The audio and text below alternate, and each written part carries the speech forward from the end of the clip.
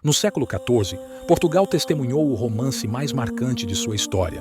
A lenda de Pedro e Inês permanece como uma versão lusitana da trágica história de Romeu e Julieta, com a diferença crucial de que os protagonistas desse conto realmente existiram. Atualmente, os locais onde ocorreram os eventos principais desta história tornaram-se destinos turísticos muito procurados, um itinerário imperdível para quem visita a região central de Portugal. O príncipe Dom Pedro I de Portugal se apaixonou profundamente por Inês de Castro, que era dama de companhia de sua esposa com quem ele tinha um casamento arranjado.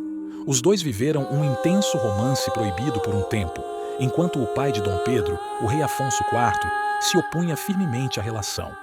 O rei chegou ao extremo de exilar Inês e bani-la da corte.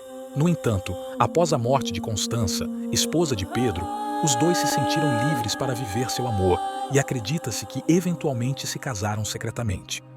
Durante uma década, eles desfrutaram de felicidade no antigo Paço de Santa Clara, próximo ao mosteiro situado na cidade de Coimbra. Recentemente revitalizado, o local atrai visitantes também por seu inegável valor arquitetônico, sendo um dos exemplos mais destacados do estilo gótico português. No entanto, foi na Quinta das Lágrimas, um palácio do século XIX, que Inês encontrou seu trágico fim. O rei ordenou o assassinato da jovem, causando profunda revolta e tristeza em seu filho, que nunca esqueceu seu grande amor.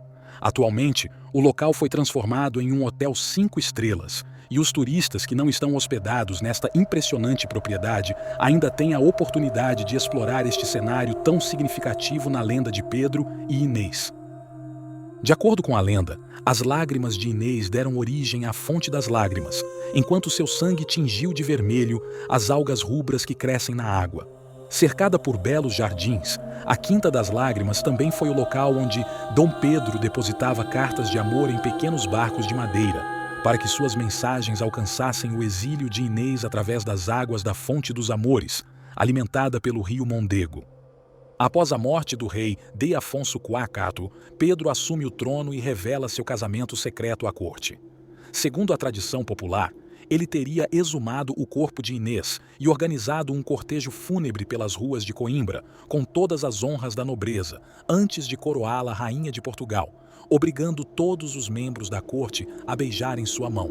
Esta história deu origem à famosa expressão portuguesa: "Agora é tarde, Inês é morta", utilizada para indicar que é tarde demais para realizar algo. Inês deu à luz a 4 filhos de Dom Pedro ao longo do tempo: Afonso, que morreu pouco após o nascimento, Beatriz, João e Dines.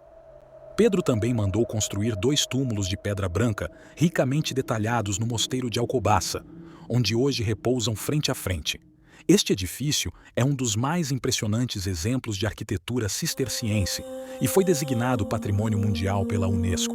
O local está aberto para visitação pública. A Ponte Pedro e Inês, em Coimbra, foi construída simbolicamente sobre o rio Mondego em homenagem a essa linda história de amor. Projetada pelos arquitetos Adão da Fonseca e Cecil Balmont, é possível atravessá-la a pé ou de bicicleta e aproveitar a bela paisagem da cidade.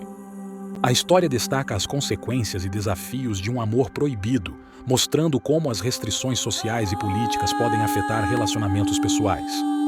Tanto Pedro quanto Inês demonstraram grande lealdade e coragem ao enfrentarem as dificuldades e oposição de suas famílias e da sociedade em geral.